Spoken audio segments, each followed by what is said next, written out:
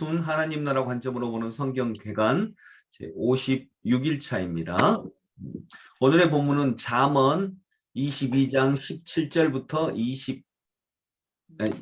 24장 그리고 잠언 30장 31장 욥기 1장부터 11장까지 이렇게 보겠습니다.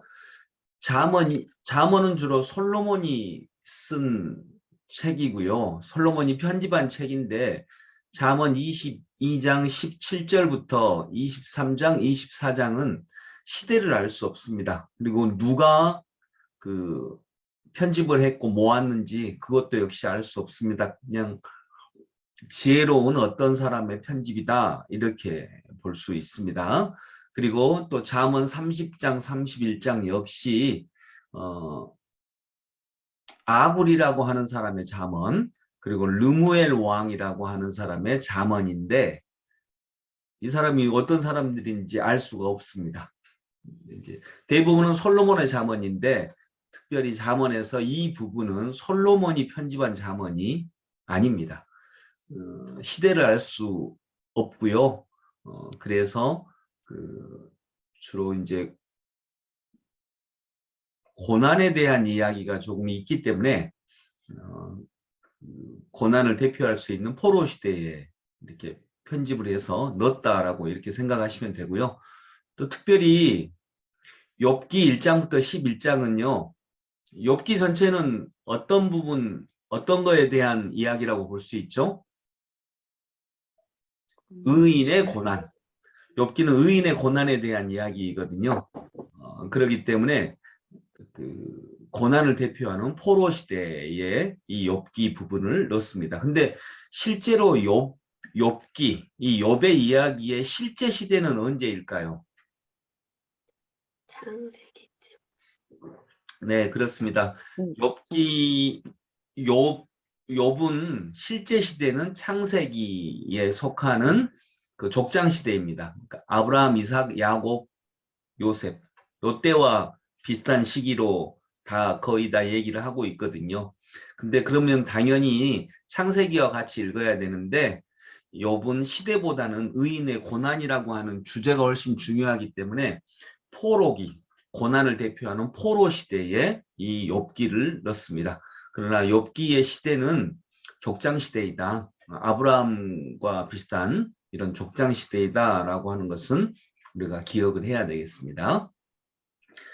하나님 나라 관점으로 보는 잠언의 전체 주제 같이 읽어봅니다. 하나님을 경외하는 지혜 입니다.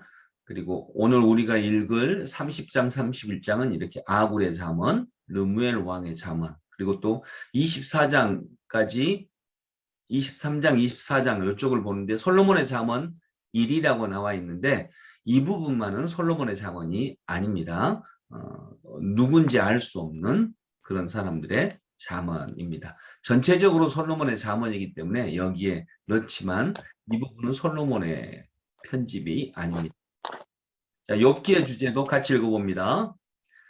하나님 백성의 고난과 인간 지식의 한계. 이 내용이 욥기의 전체 주제입니다. 오늘 우리가 읽을 이런 본문들은요, 솔로몬의 잠언이 아닌 잠언들과 욥의 고난, 그리고 포로기의 고난을 생각하며 욥의 고난에 대한 이야기입니다. 잠언 22장 17절부터 23장 24장입니다.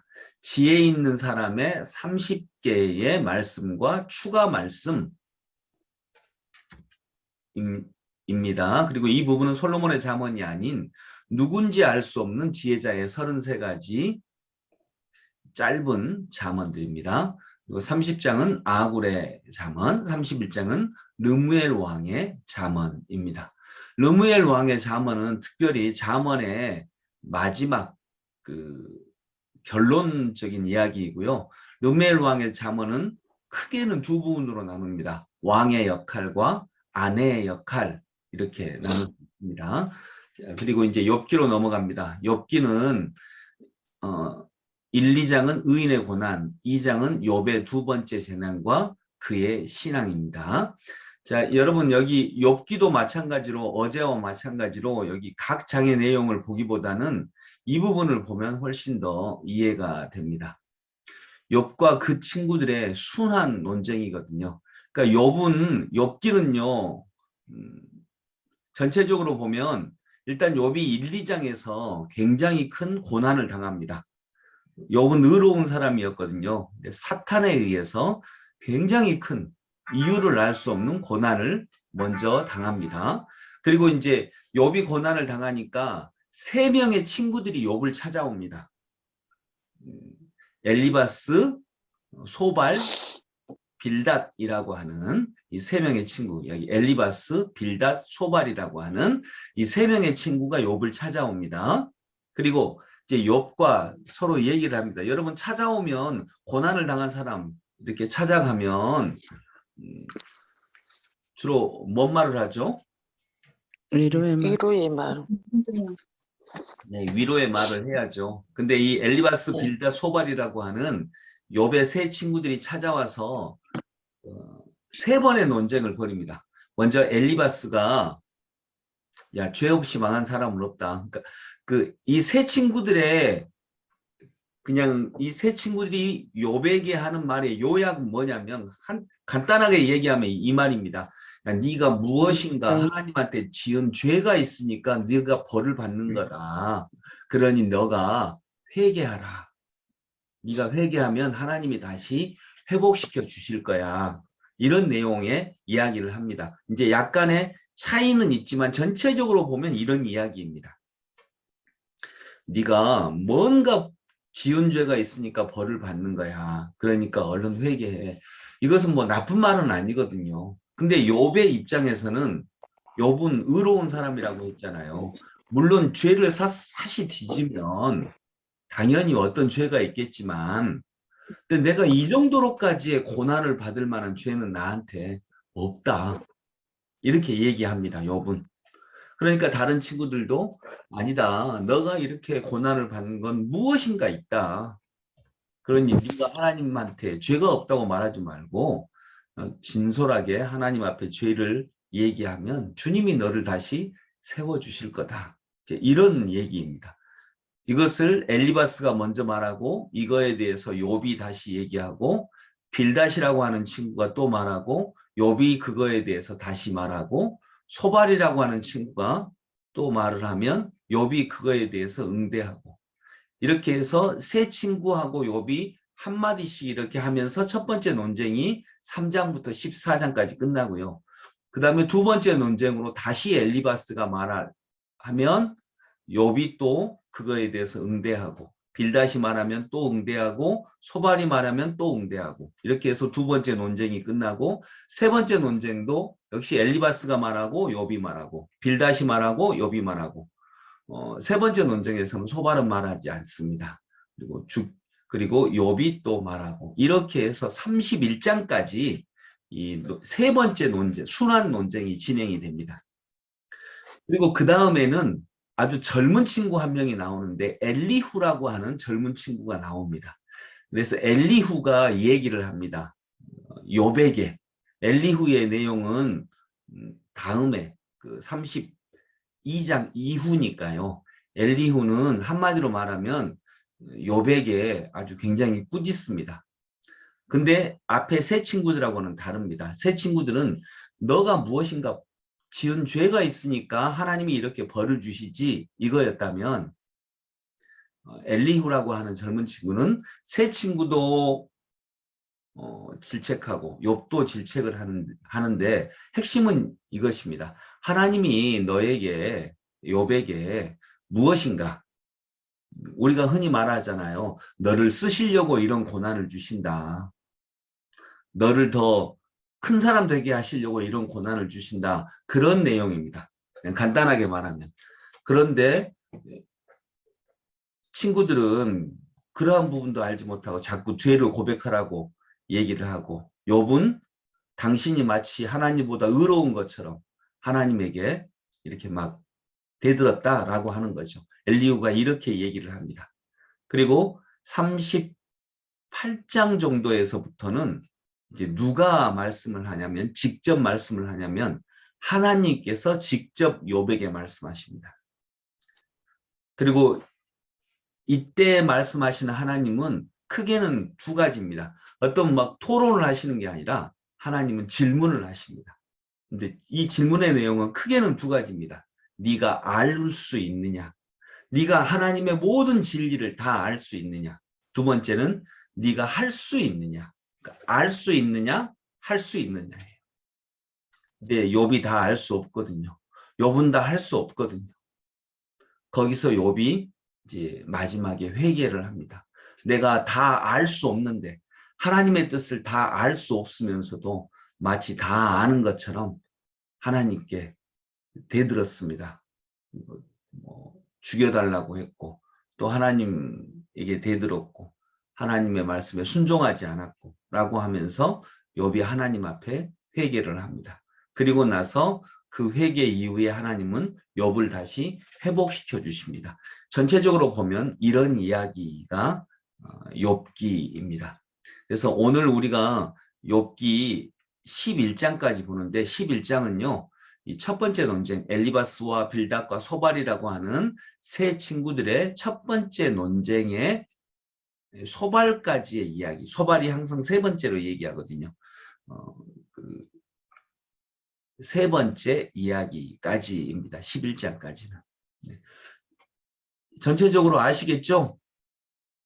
네. 이해가 되시죠? 그래서 오늘 우리가 읽을 이 욥기 1장부터 11장까지는요. 1, 2장은 의인의 고난에 대한 이야기, 즉 정직한 욥이, 의로운 욥이 고난을 받습니다. 그래서 의로운 사람의 고난에 대한 이야기입니다. 욥은 욥이 그렇다 그래서 예수님처럼 죄가 없는 사람은 아니지만 욥이 받은 고난만큼의 고난을 받을 만큼의 죄는 실제로 없습니다. 그래서 의인의 고난이라고 이렇게 얘기를 하죠. 그래서 욥기 1, 2장은 욥이 사탄으로부터 이유 없는 고난을 당합니다. 그리고 엘리바스는 와서 4, 5장에서 죄 없이 망한 자가 없다. 하나님께 징계를 받는 자는 오히려 복이 있다. 돌아올 수 있으니까. 이때 욥은 엘리바스야, 너는 나를 불쌍히 여겨주라. 나는 이 정도의 고난을 받는 지금 살기를 원하지 않는다. 나한테 충고하려고 하지 말고 나를 좀 불쌍히 여겨주라. 이제 이렇게 욥은 엘리바스와 이야기합니다. 두 번째 친구 빌닷은 8장에서 어떤 말을 하냐면, 고난을 겪고 있다면 그 사람은 고난을 받을 만한 어떤 죄가 있음에 틀림없다. 주로 전체적으로는 이런 얘기들을 세 친구가 하는 거거든요. 욥, 네가 고난을 받고 있다면 그런 고난을 받을 만한 어떤 죄가 분명히 있을 거다. 욥은 하나님은 순전한 자나 악한 자나 다 멸망시키신다. 고난이 있어서 나에게 벌을 주시는 것이 아니라, 근데 욥은 자기가 고난을, 내가 완전히 의롭다 이런 얘기를 하는 게 아닙니다. 내가 이 정도의 고난을 받을 만큼의 죄는 나한테 없다. 이제 그 얘기를 계속 하고 있는 거거든요. 그래서 순전한 자나 악한 자나 다 같이 멸망시키신다. 나 역시도 그렇다. 소발은 세 번째로 또 얘기합니다. 죄악을 버리면 고난이 끝날 것이다. 그러니 욥, 네가 하나님 앞에 너의 죄를 고백해라. 그러면 너의 고난을 하나님이 되돌릴 것이다. 이렇게 말을 합니다. 이에 대해서 욥은 12장 14장에서 이제 내일 볼 본문이죠. 친구들에게 말합니다. 너희는 좀 잠잠해 주라. 너희들의 말이 하나도 위로가 되지 않는다. 나에게 정말 그런 고난은 없다. 근데 친구들이 안 믿어주거든요. 나에게 그런 죄악은, 이 정도까지의 고난을 받을 만한 죄악은 없다. 그리고 하나님이여 내게 응답해 주소서. 직접 내게 응답해 주소서. 이렇게 하나님 앞에 한탄을 하는 것입니다. 전체적으로 이런 내용이 오늘 읽을 욥기의 내용이고요. 이런 그 순환 논쟁이 31장까지 진행이 되는 것이 욥의 이야기입니다. 그리고 32장부터는 엘리후의 질책, 그리고 마지막에는 하나님이 직접 욥과 친구들을 질책하시는 이런 장면들이 나오고, 마지막에 하나님께서 욥을 의롭게 보시고 다시 욥을 회복시켜 주시는 것, 여기까지가 욥의 이야기입니다. 오늘 읽을 좀 본문 구절은요, 잠언 31장 8절 그리고 30절 이 두 본문 읽습니다. 같이 읽습니다. 먼저 8절입니다.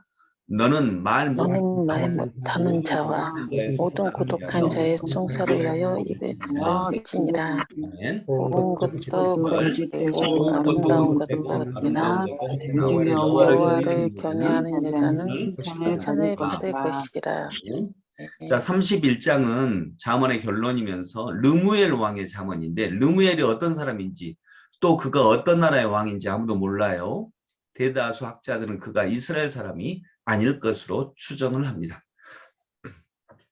근데 이제 편집자들이 어떤 나라의 왕이 그 모은 이 인생의 교훈을 편집을 한 거죠. 특별히 31장은 두 부분으로 나눌 수 있습니다. 왕의 역할과 아내의 역할입니다. 왕의 역할에서 강조되는 것은 힘을 사용하는 방식이고요. 왕은 첩을 두거나 땅을 빼앗는 일에 힘을 쏟기보다 힘없고 가난한 자들의 억울함을 풀어주는 일에 전력해야 된다. 이것이 이제 왕의 역할로 제시를 하고 있습니다. 그리고 마지막에는 이제 아내의 역할인데, 현숙한 여인에 대한 묘사는요, 잠언 전체의 결론입니다. 어떤 배우자를 선택하느냐 하는 것은 어떤 신념을 가지고 있느냐와 직결됩니다. 돈을 최고로 여기는 신념을 가지고 있으면 돈이 많은 배우자를 선택할 거고요. 권력을 최고로 여기는 신념을 갖고 있다면 지위가 높은 배우자를 택할 것입니다. 그에 비해서 하나님께 순종하는 것을 최고로 여기는 신념을 가지고 있다면 본문에서 묘사된 현숙한 여인을 택할 것입니다. 여기 현숙한 여인은요, 하나님을 경외하는 이런 여인이거든요. 그래서 현숙한 여인을 배우자로 맞이하는 자가 지혜로운 사람이다. 이걸 강조하면서 이것이 잠언의 결론이기도 합니다. 여기서 현숙한 여인은요, 하나님을 경외할 줄 아는 여인. 그래서 이런 가치관을 갖고 있는 사람이 지혜로운 사람이고, 이것이 잠언의 결론처럼 이렇게 말씀을 하고 있습니다. 또 하나 볼 본문 욥기 1장 1절부터 3절. 네, 1절부터 3절 같이 읽습니다. 시작. 우스 땅에 욥이라 불리는 사람이 있는데 그 사람은 온전하고 온전하고 하나님을 경외하며 경외하며 악에서 하면서 떠난 그에게 자들아 아들 7과 딸 셋이 태어나니라. 때는 아니라 3절 그의 소유물은 양이 7,000마리요 낙타가 낙타가 4,000마리요 소가 500마리요 방아기가 500마리이며 종도 많이 있었으니 이 사람은 동방 사람 중에 가장 훌륭한 자라. 아멘. 예, 이 사람은 동방 사람 중에 가장 훌륭한 자라. 예, 훌륭한 자라 이 말은 하나님 앞에 의로운 자라 이런 의미입니다. 이렇게 욥은 하나님이 보실 때 진짜 의로운 사람이었어요. 그런데 이제 마귀가 와서 얘기하죠. 욥이 이렇게 하나님을 잘 섬기는 것은 하나님께서 욥한테 뭔가를 주셨기 때문에 잘 섬기는 것입니다.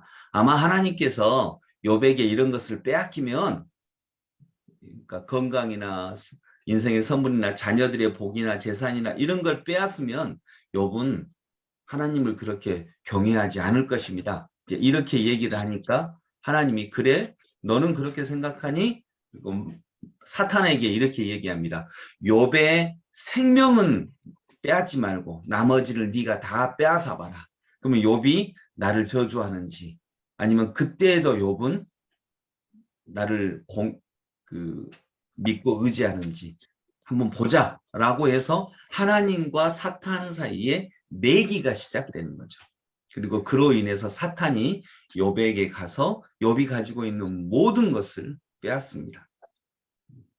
그때 욥은 일단 하나님을 저주하나요? 하나님을 신뢰하나요? 여전히. 예, 여전히 욥은 하나님을 신뢰합니다. 하나님을 신뢰하기 때문에 하나님을 저주하고 죽으라라고 하는 자기 아내의 이야기를 듣지는 않는데 너무 고통스러워하죠. 그리고 왜 하나님 나에게 이런 고난을 주십니까? 차라리 저를 죽여주십시오. 이렇게 얘기하죠. 하나님을 원망하거나 저주하지는 않습니다. 주신 분도 하나님이시고 빼앗은 분도 하나님이시다. 그러니 하나님을 어떻게 원망할 수 있겠느냐라고 하나님에 대한 믿음은 지키는데 이제 자기를 죽여달라고 자꾸 요청을 합니다. 그리고 마지막에 하나님의 말씀을 직접 듣고 내가 이제 하나님의 뜻을 하나님을 이제 직접 내 눈으로 봅니다. 하나님에 대해서 이제는 듣기만 했는데 이제는 직접 내가 하나님의 뜻을 눈으로 이렇게 볼 수 있겠습니다. 라고 얘기하고 하나님은 욥을 회복시키십니다. 즉 사탄과의 싸움에서 욥이 이겼고 하나님이 이기셨다는 것입니다. 2장 5절 같이 읽습니다. 이제 주의 손을 펴서 그의 뼈와 살을 찢어서 그리하시면 틀림없이 주를 향하여 욕하지 않겠나이까. 이건 누구 말이에요? 사탄의 말입니다. 욥이 경건하게 살아가는 것은 하나님을 사랑해서가 아닙니다. 하나님께서 복 주셨기 때문입니다. 이제 이것입니다. 욥은 하나님을 사랑하는 게 아니라 하나님이 주시는 복을 사랑합니다. 그래서 하나님이 복을 주시니까 하나님을 믿는 것이지 하나님이 복을 빼앗으면 아마 욥도 하나님 안 믿을 겁니다. 이제 이렇게 사탄이 얘기하는 것입니다. 이건 사탄의 주장이지만 또 어쩌면 정말 우리들에게도 우리가 정말 믿는 것이 하나님이 주시는 복이 있기 때문에 하나님을 믿는 거냐 아니면 하나님 그분 자체를 우리가 사랑하는 것이냐 신앙의 본질과 가까운 질문이기도 합니다. 그러나 결론적으로 볼 때 어떻다고요? 자, 같이 읽어봅니다. 욥은 하나님께서 주시는 복을 사랑한다. 복을 사랑한 자가 아니라 하나님을 사랑한 사랑한 자였습니다. 욥은 결국 그랬습니다. 그래서 욥을 하나님께서 다시 회복시켜 주시고 욥을 하나님이 자랑하시는 것입니다. 자, 8절 욥기 5장 8절 같이 읽습니다. 시작. 나라면 하나님을 찾겠고 내 일을 내 일을 하나님께 하나님께 의탁하리라. 이건 누가 한 말이죠? 친구들. 욥의 친구들. 친구들. 욥의 친구들이 한 말입니다. 이 무슨 말이냐면 나라면 하나님을 찾겠고 이 말이니까 욥이 하나님을 안 찾는다는 거죠. 그리고 내 일을 하나님께 의탁하리라. 이 말은요. 네가 죄가 있으니까 벌을 받지. 얼른 너의 죄를 하나님 앞에 회개해. 라고 이렇게 얘기하고 회개하고 기도해. 어려울수록 하나님께 기도하는 거야. 라고 하는 말이에요. 말은 틀려요. 맞아요. 맞는 말이에요. 맞는 말인데 그 말 자체는 맞는데 욥에게는 위로가 되지 않습니다. 그래서 욥은 이렇게 얘기합니다. 차라리 아무 말도 하지 말아라. 여러분 우리도 이럴 때가 있잖아요. 정말 예, 진짜 아무 말도 하지 말아라. 차라리 그냥 내 곁에만 있어주라. 나는 정말로 이 정도의 고난을 받을 만큼의 죄를 범하지 않았다. 욥이 계속 이렇게 얘기하는데도 욥의 친구들은 듣지 않습니다. 차라리 아무 말도 하지 않고 곁에 있어주며 손만 잡아주었다면 더 큰 위로가 되었을 것입니다. 어떤 목사님이 일찍 세상을 떠나셨어요. 그리고 이제 광주에 있던 한 목사님인데 일찍 세상을 떠나셨어요. 그리고 사모님 혼자 남으셨는데 그 사모님의 말이에요. 그 사모님이 제일 상처가 됐던 말이 뭘까? 그건 이제 상처를 주려고 했던 말은 아닌데 제일 그냥 차라리 아무 말도 안 해줬으면 하는 말이 뭐냐면 하나님이 목사님이 너무 순수하고 깨끗한 분이니까 하나님께서 자기 곁에 일찍 두시려고 데려가셨어요. 천국에 계셔요. 이렇게 얘기하는 게 그 사모님 말로는 전혀 위로가 안 됐답니다. 하나님 곁에 계신 거 나도 알아요. 근데 내 곁에 없잖아요. 이제 이렇게 하면서 물론 이제 위로하려고 하는 말씀이니까 그 마음은 고마운데 뭐 나쁜 말을 한 게 아니기 때문에 그 마음은 고마운데 그런 말을 들을 때마다 오히려 막 속상한 마음이 들었다고 하는 얘기를 하셨거든요. 예, 그래서 어떤 경우는요, 그냥 그러니까 가만히 있어주는 것이, 내 곁에 그냥 곁을 지켜주는 것이 때로는 더 큰 위로가 될 수도 있다라고 하는 거. 물론 이제 상황에 따라 다르겠지만 욥은 지금 그러한 상황입니다. 그리고 여러분 혹시 이 말씀 아시죠? 내 시작은 미약하였으나 내 나중은 심히 창대하리라. 되게 유명한 말씀이죠. 그리고 그 집안에 있는 문구에 막 이렇게 많이 붙여두고 그러잖아요. 내 시작은 미약하였으나 내 나중은 창대하리라. 8장 7절, 욥기 8장 7절에 나오는 말씀이거든요. 이건 어떤 의미냐면요. 빌닷이라고 하는 욥의 두 번째 친구가 한 말이에요. 그러니까 이 말 자체는 좋은데 이 말을 했던 빌닷의 의도는 뭐였냐면요. 야, 너 얼른 하나님 앞에 회개해. 네가 죄가 있으니까 이런 거야. 회개해. 그러면 지금은 미약하지만 나중에는 하나님이 너를 다시 세우실 거야. 그런 의도로 한 말이라서 이 말 자체는 좋은데 이 말을 욥한테 했을 때 욥에게는 도움이 안 됐던 말입니다.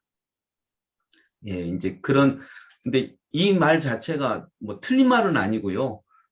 또 빌닷도 욥한테 나쁜 말을 한 게 아니기 때문에 이 말을 사용하는 건 저는 괜찮은 것 같아요. 그래서 집에도 붙여놓고 하나님이 그렇게 실제로 만드시니까요. 그러나 실제로 이 말이 빌닷이 이 말을 욥에게 했을 때 욥에게는 전혀 도움이 되지 않았다라고 하는 그런 구절입니다. 오늘 우리가 부를 찬양은 찬송가 407장 주님의 고난을 또 생각하면서 찬송가 407장 찬양입니다. 구주와 함께나 죽었으니